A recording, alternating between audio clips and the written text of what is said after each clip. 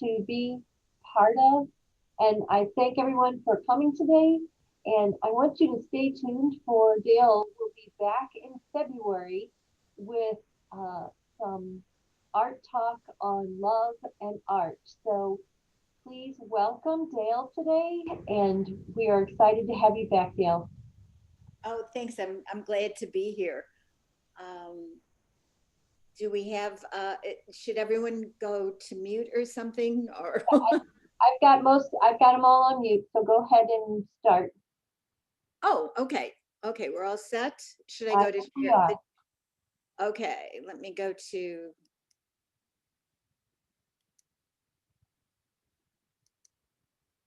hmm, there we go. Can everybody see that? It's perfect. Okay, and you can all hear me. Okay, great. Great. Well, I just wanted to say thank you to all of you for joining us on this Zoom presentation. Oh my goodness. What is that? There's always some kind of a notice coming up on your computer. So let's go back. I do want to thank you for joining us for this Zoom presentation today that focuses on the art of drinking beverages. I hope you're all doing well. And before I forget, I want to wish you all a very happy Hanukkah and a happy holiday season. And let's hope that it's is the beginning of a much better year for all of us. Um, so that being said, let's begin. Um, from tankards to teapots, from coffee cups to chalices, from porcelain jugs to punch bowls, drinking was and still is an art. I thought it would be fun and a bit of a diversion from the heaviness of today's world to think about the art of drinking. So today we will be looking at part one of a drinking tour, which will zoom in on coffee, tea, and chocolate. Part two next time will toast the art of drinking wine, beer, and punch. And that'll be in a few presentations.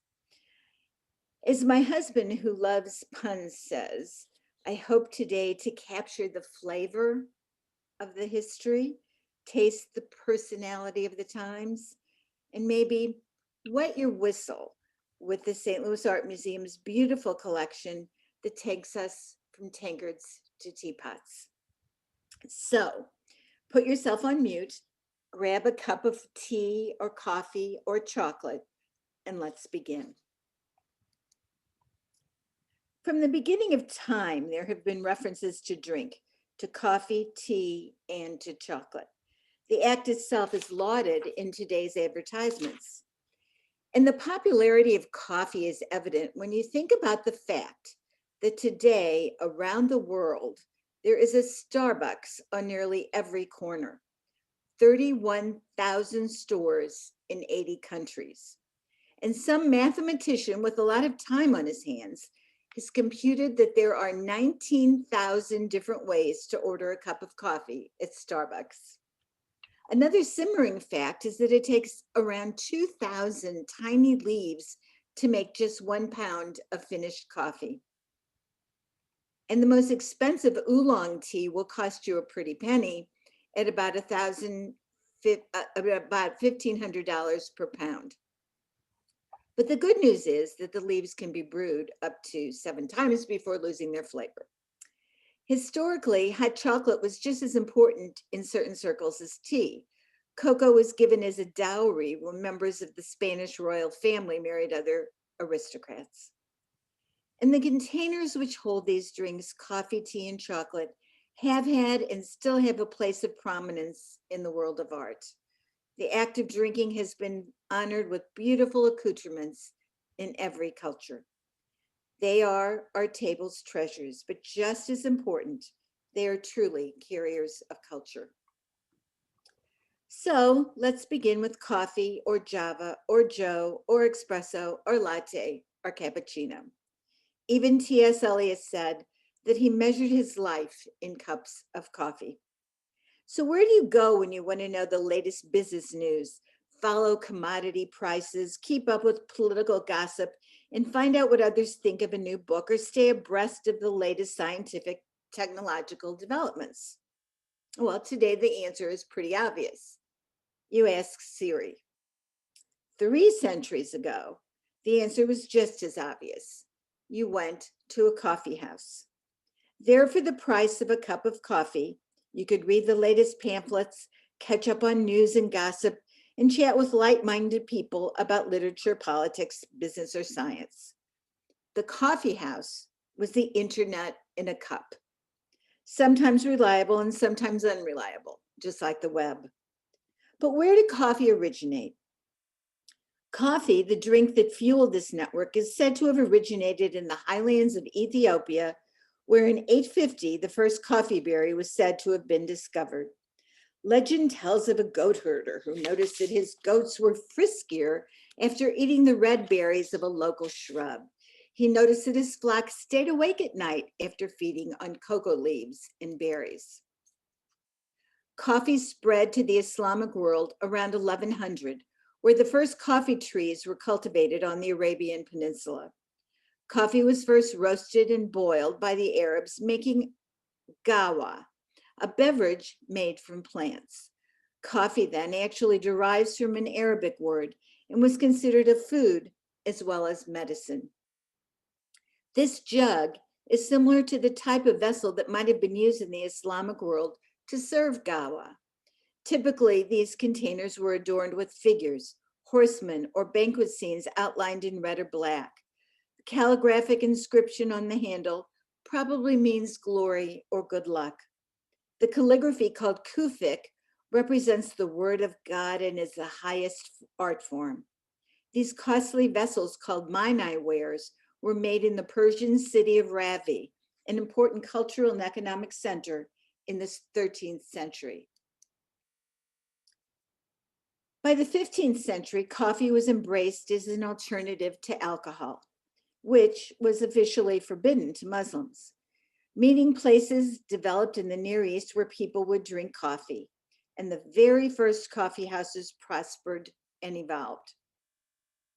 Coffee came to be known as the very antithesis of alcoholic drinks, sobering rather than intoxicating, stimulating mental activity, and heightening perception rather than dulling the senses. Coffee was called the great soberer, and I guess it still is today. This reputation accompanied coffee as it spread into Western Europe during the 17th century. An anonymous poem heralded coffee as that grave and wholesome liquor that heals the stomach and makes the genius quicker, relieves the memory, revives the sad, cheers the spirits without making mad.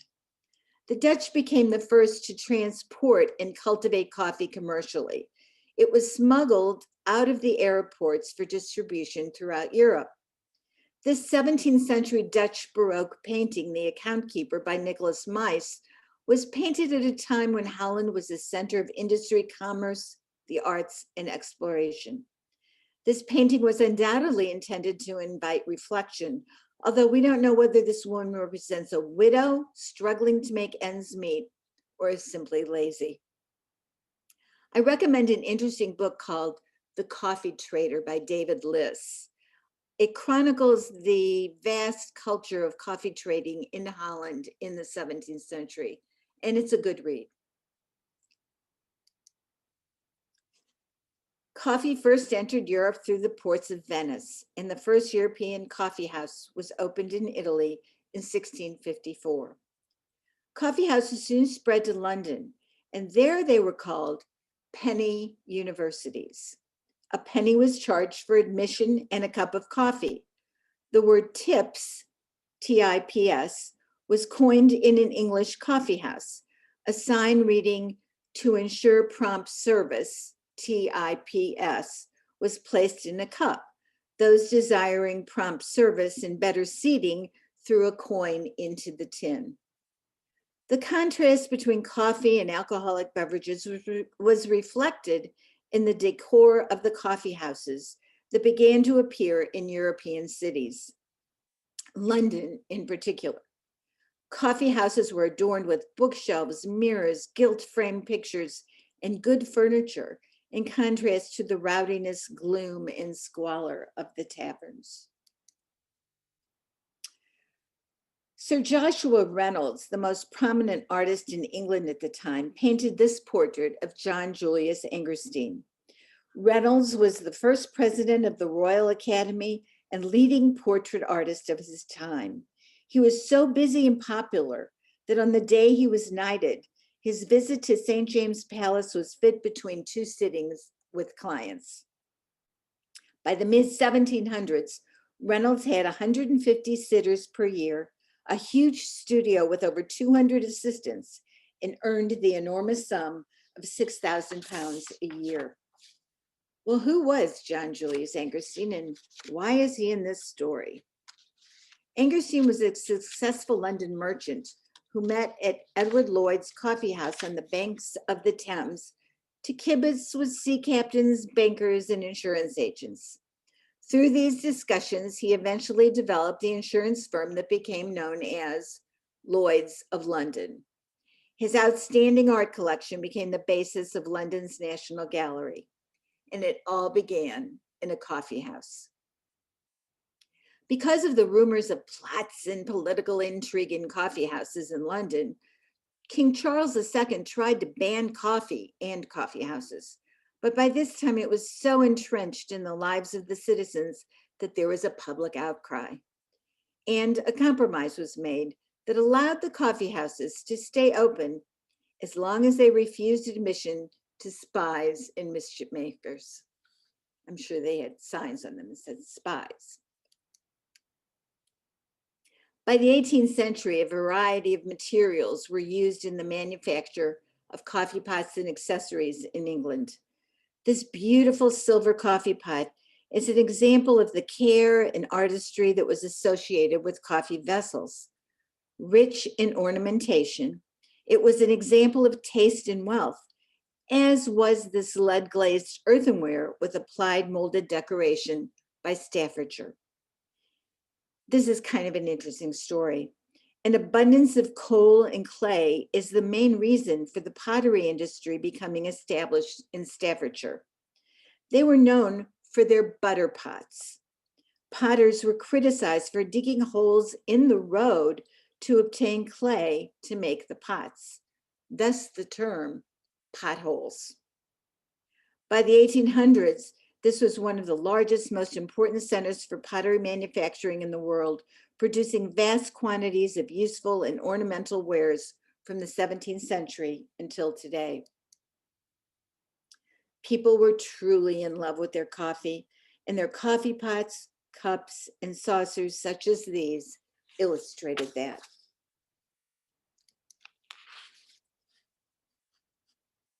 Here, by the mid-1700s, there were 380 coffee houses in Paris. Here we see the most important of Louis XV's mistresses sitting in her bedroom as she takes her cup of coffee from her attendant. Doubtless, she is waiting for the morning visit from the king and drinking from a coffee service that was most certainly Sèvres. It might have been one just like this. This Sèvres coffee pot demonstrates the virtuosity achieved by the French designers, modelers, and painters employed by Sèvres. Sèvres was the French royal manufactory. From the mid-1700s, Sèvres set the fashion for European porcelain, catering to the luxury trade. The king became its chief client and salesman. Louis was the principal shareholder, along with Madame Pompadour. The factory was state property, and the manufacture of porcelain was prohibited elsewhere in France. An annual sale of Sèvres products was held in the king's private dining room at Versailles, and courtiers were expected to buy. I guess we could call it a sort of forced royal Tupperware party. Sèvres wares were painted with unique colors that no other factory could duplicate. Royal blue captivated Europe. Despite their reputation as breeding grounds for discontent, coffee houses were tolerated by the French as a means of keeping track of public opinion. Yet, It was here in the Café de Foy that the French were roused to arms. Soon the Bastille fell and the French Revolution began. It was said that the citizenry looked into the depths of their black drink and saw the illumination of the year of revolution. Meanwhile, coffee houses continued to spread throughout Berlin, Vienna, Rome, and especially Venice.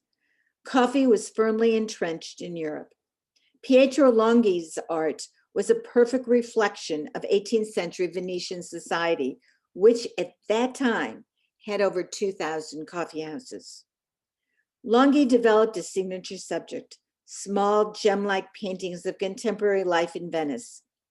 Possibly the figures who are at carnival are drinking coffee in their small, delicate cups. So what about coffee in America? Some say Captain John Smith in Jamestown brought coffee to the New World. We know that by 1723, coffee plants had been introduced into America for cultivation, and coffee houses began popping up everywhere. People loved the odor of roasted coffee beans.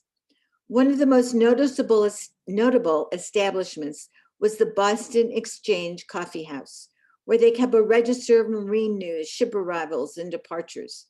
It was a frightening 7 stories high. President Monroe stayed there in 1817. Soon after coffee was introduced, it became a hallmark of social gatherings in well-to-do homes. A hostess would wear the most up-to-date modern dress and serve from the latest style coffee pot, perhaps one such as this. This coffee pot by Meyer Myers is as good as it gets in American silver. He is considered a master, a Dutch immigrant who became the first Jewish silversmith in New York and even became president of the Silversmiths Guild. He produced many secular pieces such as this coffee pot, as well as liturgical elements for churches and synagogues, such as the alms basin and baptismal bowls. He's probably most well known for the ornamentation for the Torah scrolls he crafted for the first Jewish synagogue in the New World, the Touro Synagogue in Rhode Island, which he helped found. During the Revolution, he moved to Connecticut with other members of his congregation, where it was common for entire congregations to flee from the British. Like Paul Revere, he was a patriot, active in the cause of independence, melting lead items into bullets for the army. His mark is a double stamping of his last name, overlapping the S in Myers. So let's talk silver in the colonies.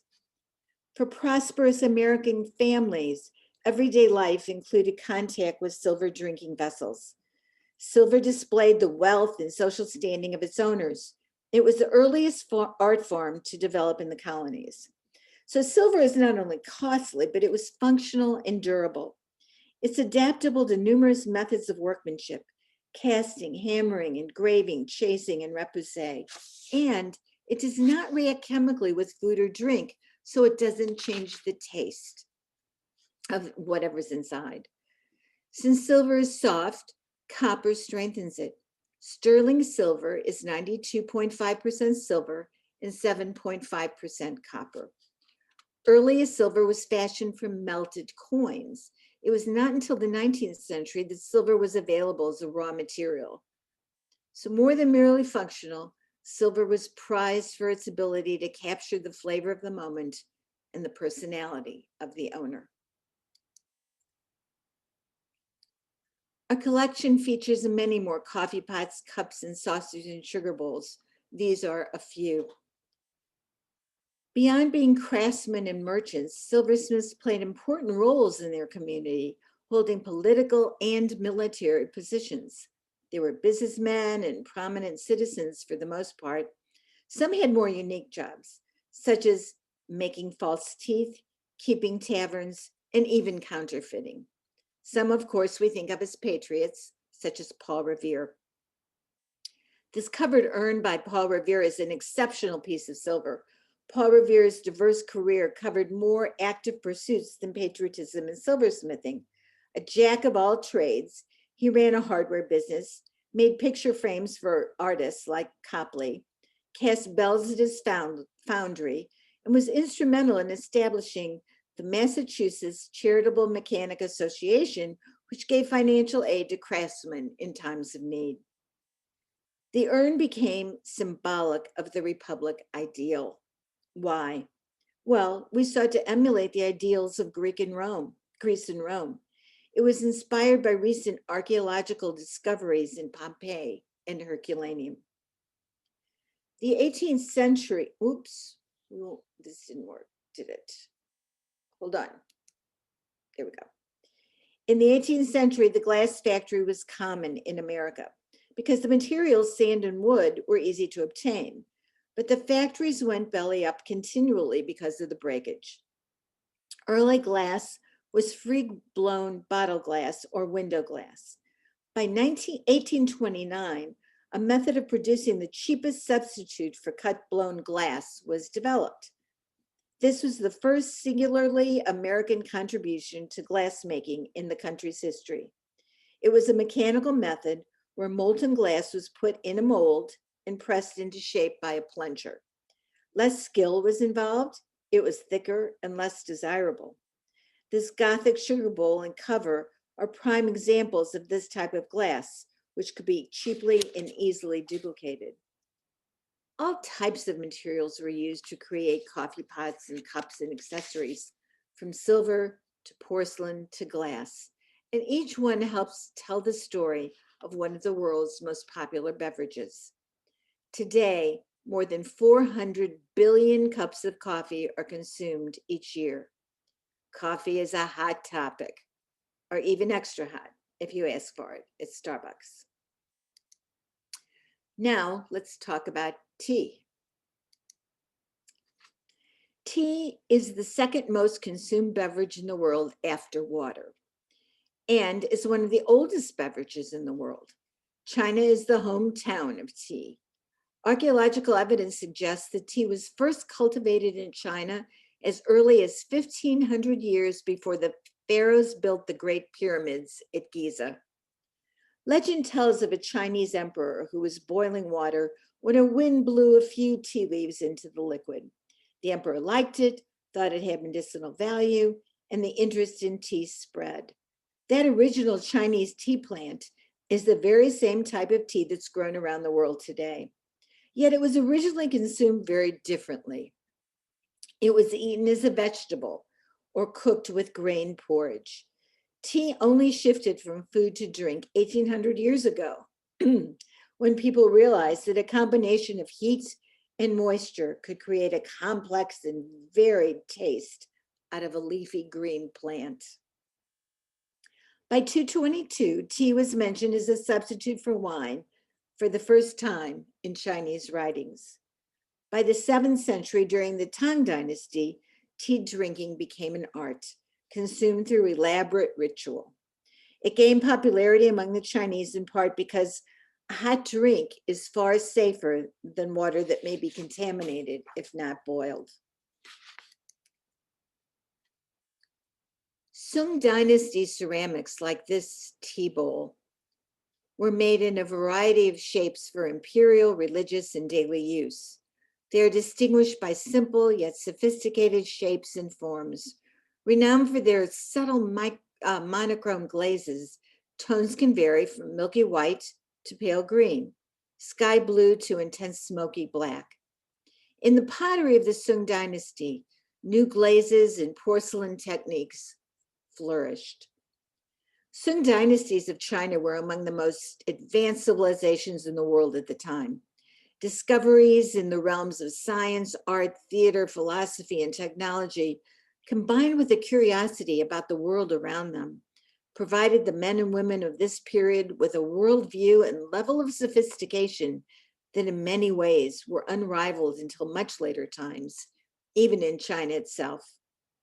And the wealth and literacy and educational levels of the Sung dynasty allowed the citizens to enjoy the beautiful objects like you see here. Sung dynasty ceramics are timeless. The forms are so refined And the glazes are so subtle and so pure that they are sort of like the little black dress. They go anywhere in style. In the 21st century, their strikingly modern aesthetic endures. This painting depicts scholars greeting each other at a tea party. Tea was considered to be an Epicurean refinement of a cultivated man, or the literati. Literati sounds like a sinister cabal in the Da Vinci Code, but actually refers to scholars in China and Japan whose poetry, calligraphy, and paintings were supposedly um, made to reveal their cultivation and express their personal feelings rather than demonstrate personal skill. The aim of these artists was not to depict nature realistically, that could be left to the professionals, but to express themselves, to satisfy the heart. They spoke of merely borrowing the literal shapes and forms of things as a vehicle through which they could lodge their thoughts and feelings. To the literati and officialdom of ancient China, tea represented elegance, harmony, friendliness, and grace. The act of tea drinking was a way in which one could cultivate the mind and improve moral integrity. And it was admired as a drink that was of pure content and consisted of elegant qualities. Tea provided one with a moment of tranquility and poetic inspiration. Now, China held a virtual monopoly on the world's tea trees, making tea one of the three essential Chinese export goods, along with porcelain and silk. This gave China a great deal of power and economic influence as tea drinking spread around the world. That spread began in earnest around the 1600s when Dutch traders brought tea to Europe in large quantities. Let's talk briefly about the tea ceremony. Japanese legend tells of a Buddhist saint who was trying to meditate, but sleep kept calling to him. Frustrated, the saint cut off his own eyelids and threw them to the ground so that he could stay awake. The eyelids took root and grew into a beautiful plant. The infusion made from the leaves of this plant prevents sleep and aid in meditation. Tea was actually introduced in China by Buddhist priests who brought tea back from China in the 6th century. Around 1500, the tea ceremony was ritualized by Raikusen, a Japanese tea master who perfected the tea ceremony and raised it to a level of art. Thus the term sencha, sen for Raikusen, and cha, which is the term for tea. Traditionally, tea was served in pottery bowls and prepared in a formal ceremonial fashion. Finely powdered green tea was whisked with water to produce a kind of warm and frothy soup. Sencha was different and less formal. It was simply brewed from dried tea leaves steeped in hot water in small ceramic pots. First served in temples and later among the aristocratic and warrior classes, sencha grew to become a cherished part of Japanese culture. Sencha leaves are fresh, so they don't fall apart. Our tea is not fresh, and the Japanese consider it sweepings off the floor. No other people, not even the English at their most proper, can do tea with the ritualistic panache of the Japanese. The way of tea, as it is called, has well prescribed rules for the utensils, for teapots, for teacups, for seating arrangements, for the tea room and the path leading to it, for the water source for purification before tea drinking, and even for the manner of entering the tea room. It is a serious manner in Japan, and many artists and artisans spend their lives in this well-defined and ritualistic universe. These are a few. The small teapot was made by Aoki Mokubai, who is best known for his sensual wares. It was created in the last months of his life for a large-scale event with 100 guests. He was unable to complete the production of the teacups. However, teapots such as this had been completed, and after his funeral, each guest master was sent one. That's how we came to have our teapot. Only 3 or 4 still exists. Guests would see the inscription or design as the master poured. This inscription comes from a Tang Dynasty poet referring to tea as he who desires to know the pure taste of tea must be sleeping clouds and creeping stones. In other words, a tea crazy man. These 5 teacups are traditionally used in the sencha tea ceremony, small, elegant, and meant to honor the guest. In fact, the tradition is for the host to hold the cup so that the most decorated side is facing the guest, an act of deference and tribute. Otagaki Rengetsu, a poetess, calligrapher, and potter, made this beautiful teapot and bowl. At 17, Rengetsu married a samurai and soon lost both her husband and children. At 33, she retired to a Buddhist hermitage. Attractive well into middle age, Rengetsu is said to have pulled out all of her teeth to dampen the ardor of those who would not otherwise be dissuaded from her door. I think that's pretty extreme. Her ceramic creations are roughly styled clay pots incised with her short, simple poems. They're just lovely. Not only was the tea coveted in Japan, but tea implements were as well. This beautiful decorated box is a fine example of the care and quality of craftsmanship in Japanese tea accessories. So what about tea in Europe? Well, tea didn't make a lasting appearance in the West until the 17th century. Prior to then, Britain, always a little suspicious of continental trends, had yet to become the nation of tea drinkers that it is today. The British East India Company had a monopoly on importing goods from outside Europe, and it is likely that sailors on these ships brought tea home as gifts. But the first dated reference to tea in Britain is from a London newspaper from the 1650s, where it was announced that curious China drink was on sale at a popular coffee house. A Portuguese missionary is attributed with bringing tea to Europe while caravanning back and forth between Portugal and China, but it was not seriously traded until Dutch merchants entered the picture. Tea also flowed into Russia early on via camel trains that came from China on part of the famous Silk Road. But it was the marriage of Charles II to Catherine of Braganza that would prove to be a turning point in the history of tea in Britain. She was a Portuguese princess and a tea addict, and it was her love of that drink that established tea as a fashionable beverage, first at court and then among the wealthy classes as a whole. The popularity of tea spread rapidly to cities including Amsterdam and Paris, although its high price limited consumption to royal and aristocratic classes. Tea drinking, a novelty at the time, allowed the wealthy to partake in a bit of Eastern adventure during the age of exploration and discovery. In 1657, the East India Company began the first public sale of tea in London.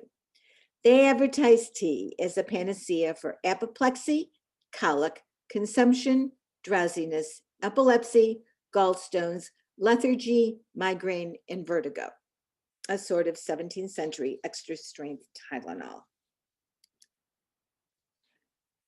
By 1700, tea in Europe sold for 10 times the price of coffee, and the plant was still only grown in China. The tea trade was so lucrative that the world's fastest sailboat, the Clipper ship, was born out of intense competition between Western trading companies. All were racing to bring tea back to Europe first to maximize their profits. In England, tea didn't become fashionable until the popularity of coffee houses, where tea was also served.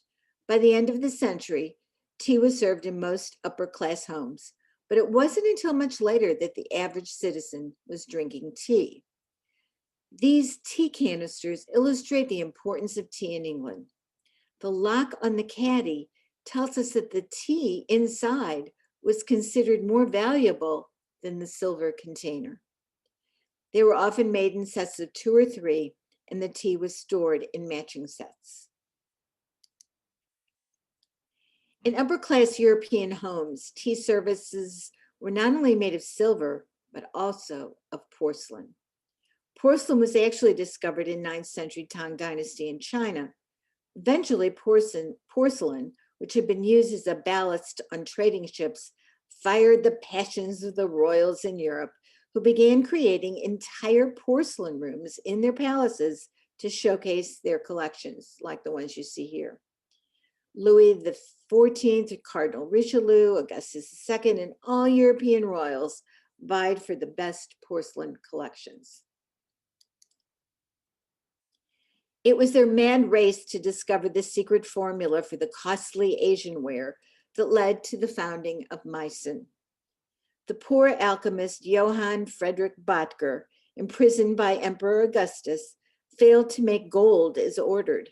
He then turned his efforts to making white gold or porcelain with happier results. Augustus II's search and manufacture of porcelain is a story of intrigue, guarded secrets, bribery, locked up staffs, and corporate espionage. Porcelain's secret ingredient was kaolin and clay mixed with feldspar and quartz, fired at a very high temperature. It was a well-guarded secret for centuries. For those of you who want to delve more deeply into the porcelain soap opera, Janet Gleason's The Arcanum is really a good read. It's a lot of fun. Today, nearly every object created by Meissen is still in production, 175,000 in all. And there are 10,000 secret color formulas used to create their patterns. A philosopher once called Meissen porcelain frozen music, and these coffee services by Meissen are certainly that. Most well-known European manufacturers, such as Meissen, made items for tea drinking. Here are a few more. In 1759, Josiah Wedgwood founded the firm that still bears his name. Wedgwood became a master potter at the age of 29. He was a brilliant marketer, developing stoneware that is still in high demand today. Another interesting book you might enjoy reading is called Wedgwood without the E. His products established a taste for neoclassic design in East English ceramics and were influential as far away as the US and Russia. These tea bowls, cups, and saucers by Staffordshire and Worcester are further examples of the fine craftsmanship involved in the making of tea services. During the 19th century, tea drinking became an essential part of British social life. Tea parties and events were organized for all possible occasions, including family teas, picnic teas, tennis teas, and of course, elegant afternoon teas. Over the years, housekeeping manuals and cookbooks gave clear instructions about tea time invitations, etiquette, methods of brewing and serving, dress, and tablewares. The tea party was the very symbol of elegance and prosperity. Tea drinking as a social activity grew in popularity throughout the 18th century, and by the 1740s, the tea table was a mandatory element in any well-furnished hall or parlor. Until about 1720, rectangular tea tables were the most common sort, but after that date, round tables with tilting tops became more usual. Architect, designer, Renaissance man, Hector Guimard believed in the unique. His designs embody the essence of the French Art Nouveau movement, incorporating superb materials, fine design, and carved wood in a curvilinear style, like the tea table you see here. His greatest success was his famous entrances to the Paris metro. His metro gates, installed throughout the city, effectively brought the Art Nouveau style, formerly associated with the luxury market, into the realm of popular culture. As his creations for the subway entrances gained popularity, Art Nouveau became known as Style Guimard. So what about tea in America? When tea was first introduced in America, residents didn't know what to do with this strange leaf.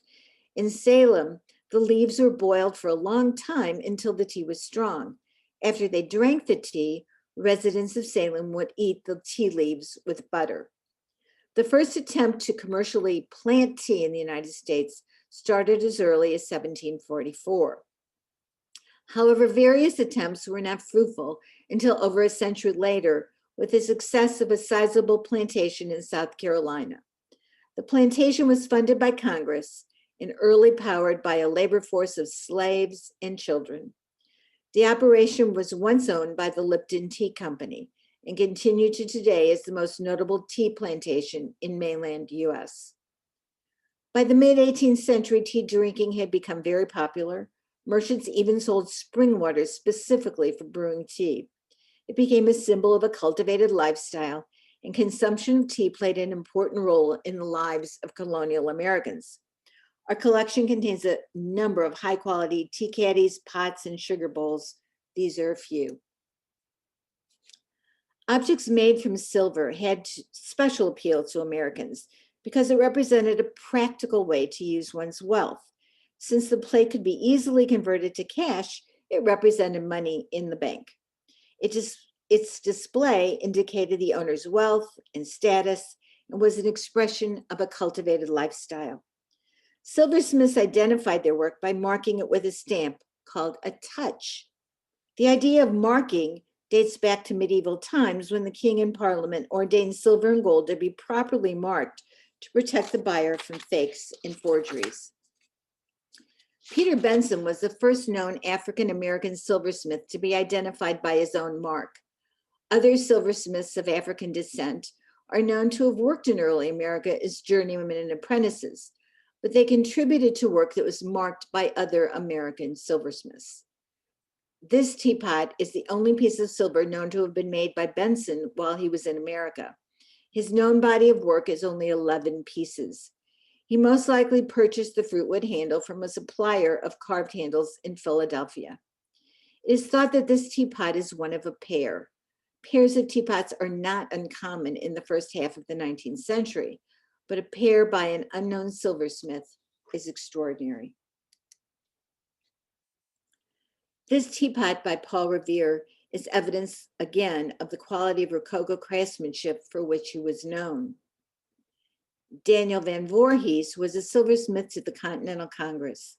After the war, he opened a gold, silver, and jewelry shop in Lower Manhattan.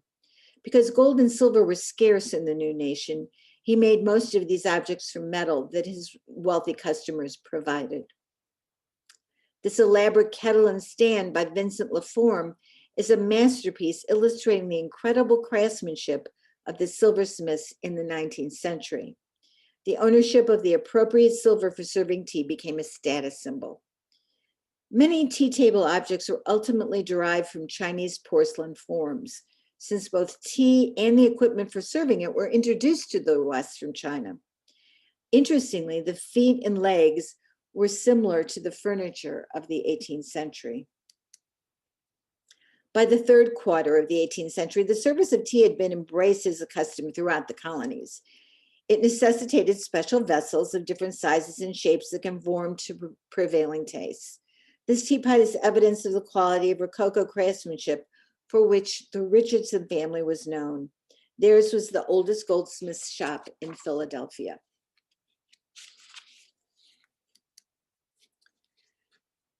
Teapots were accompanied by cream pots, sugar bowls, slop bowls, tea caddies, teaspoons, and tea tongs.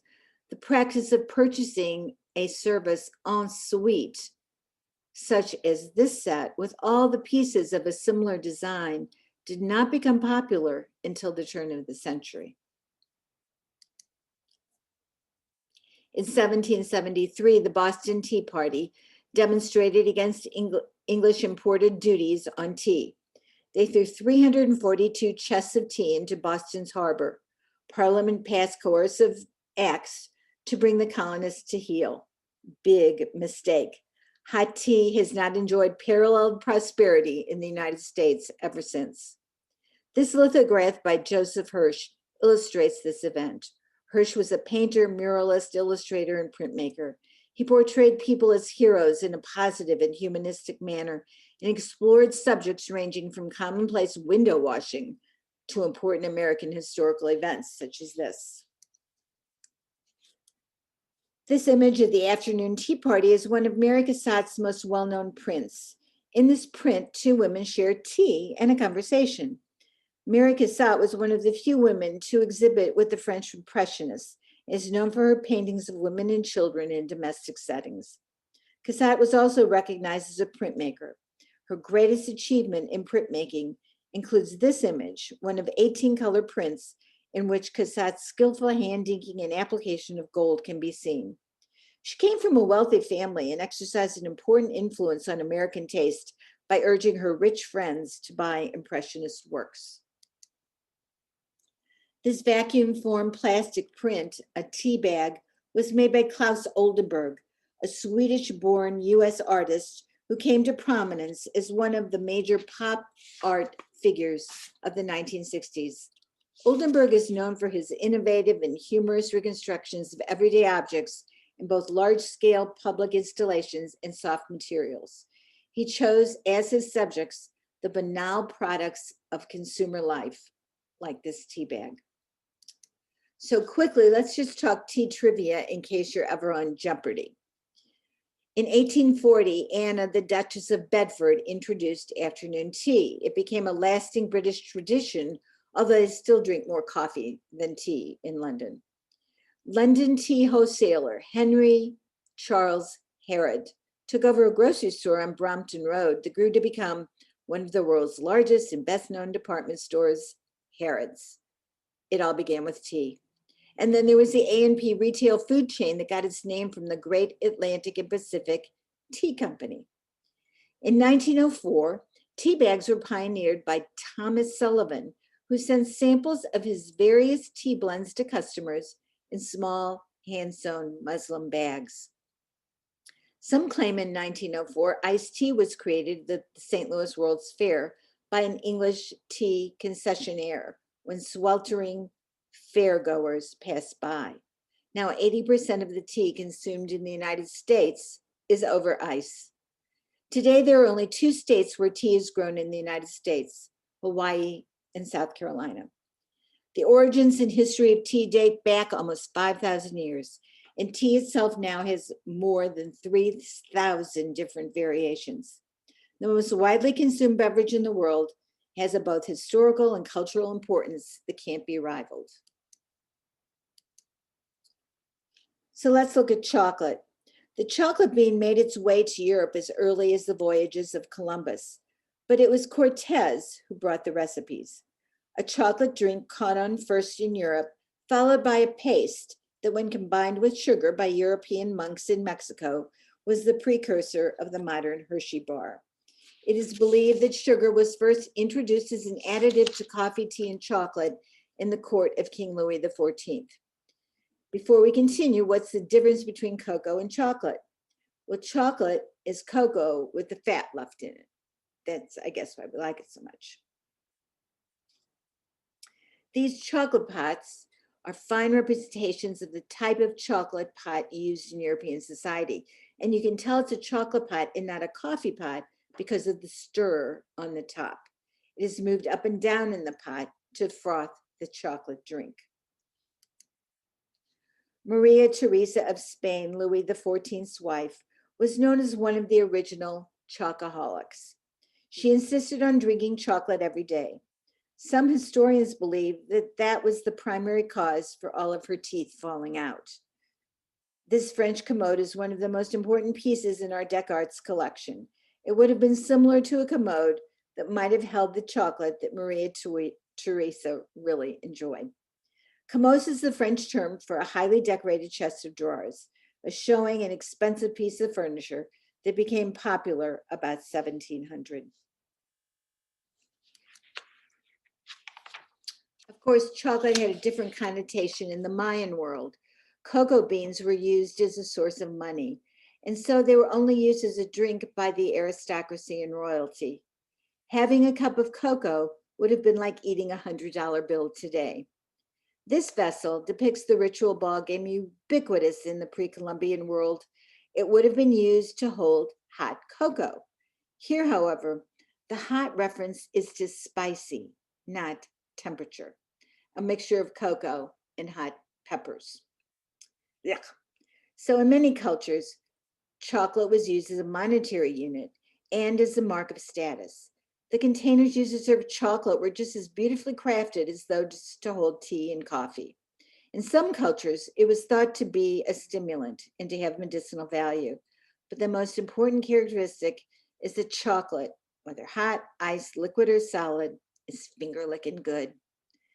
Someone recommended another good read along these lines that was called The Chocolate Maker's Wife. You might enjoy that as well. What makes the story of coffee, tea, and chocolate so fascinating is not so much about who discovered them, but how their accoutrements have penetrated cultures and continents and assumed new attributes and style. And yet, at its core, tea and coffee remain drinks that the world has come to love.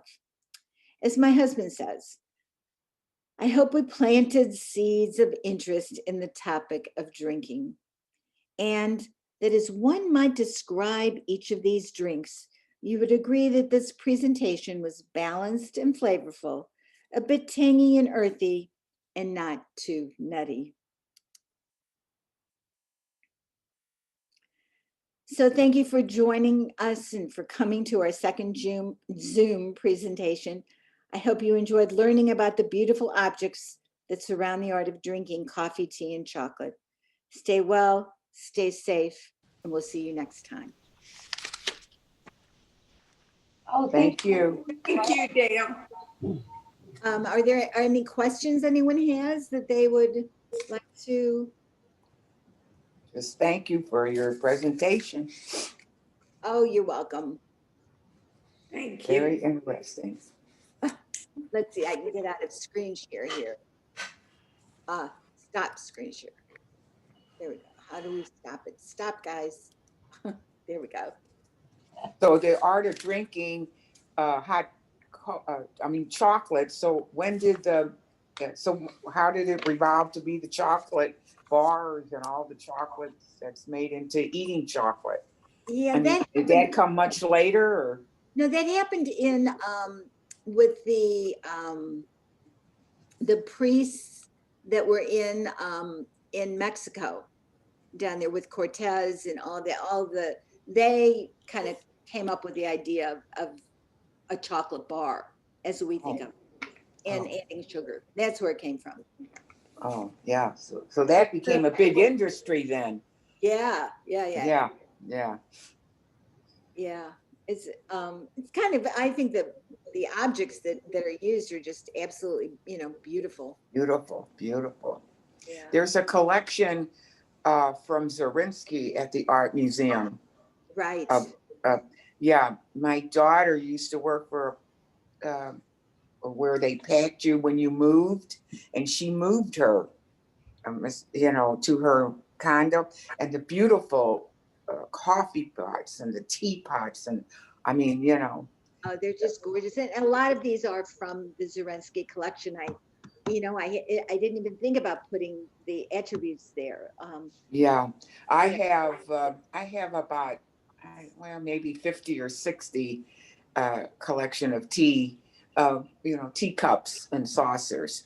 Oh, how interesting! Could we see them? I don't know how to do that. You do it? I just got this. This was my Hanukkah present. This I got some hanging. See? Oh, those Yeah, are beautiful. pretty. Oh, they're just beautiful. Oh, I like the way you've displayed them as well. That is, Yeah, my daughter found these hangers in St. Charles when she came to visit me, and then I've got some that are standing. I don't know if you can see that. oh, Very pretty. Yeah, and then I've got the small ones, the very small ones. Let's see. I don't know how to do it. oh, you're doing a good job. Okay. Yeah, We can see a lot of them. Oh, yeah, these are beautiful. yeah, yeah. It's funny. I was offered the whole collection. My children, when I moved to Covenant Place, I gave my children's some. At one time, I was offered a lot of money for them, and my husband, let him rest in peace, said the money will be gone and you won't have the pretty cups, so forget about selling them. Oh, that was a good idea. Yeah. Now you can appreciate them. Yeah. Yeah, now I really appreciate them, and Right. and the children do too. And I want to show you something that's, I don't want to take up time, but you have never seen anything like this. Let's see, how do I do this?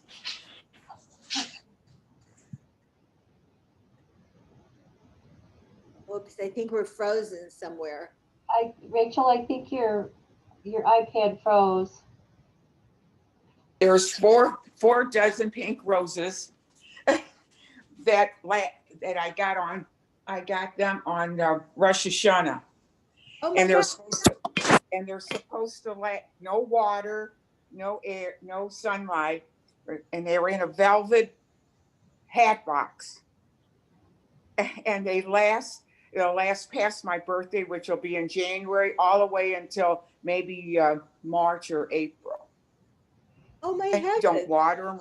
They're real roses. They're real roses. And my whole apartment, my whole place smells like a rosebud.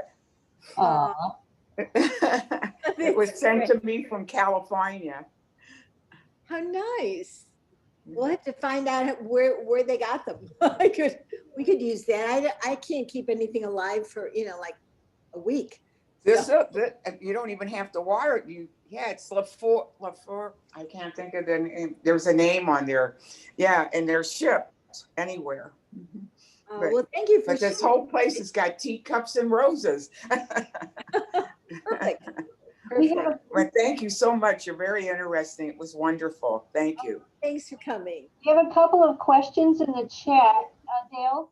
One is from Nancy Kidwell. It's, could we get a list of the recommended books? So if you would send me, if you have a list of the books that you were talking, I'll just type them out for you on an email.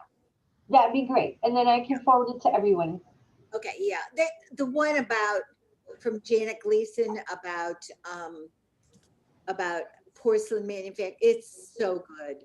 It's really good. I mean, it's such a great story. It is a soap opera. It's really good. Yeah. So I think you'd enjoy it. It's written really well too. And then Carol wanted to know if the art pieces are the pieces that you show are they in the art museum? The ones that Yeah. you Yes, that was, I thought I had said that, but probably I just went over it too quickly. Yes, all of the pieces that I've shown were in the St. Louis Art Museum. Great. Excellent. So thank Beautiful. you. Thank you very, very much for the wonderful program today. Great. Really, really good. Very interesting and fun. Yeah, thanks. Great. Thank you all for so coming. much. We'll see you in Great. February. Thank you. Thanks. Bye-bye. Bye. Bye-bye. Thank you.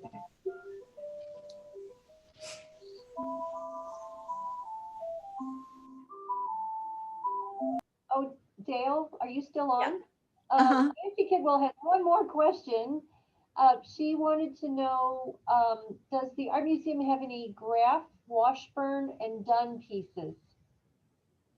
I don't know. Okay. I don't know. I would say if you go online and go to their collections, you could put that name into their search.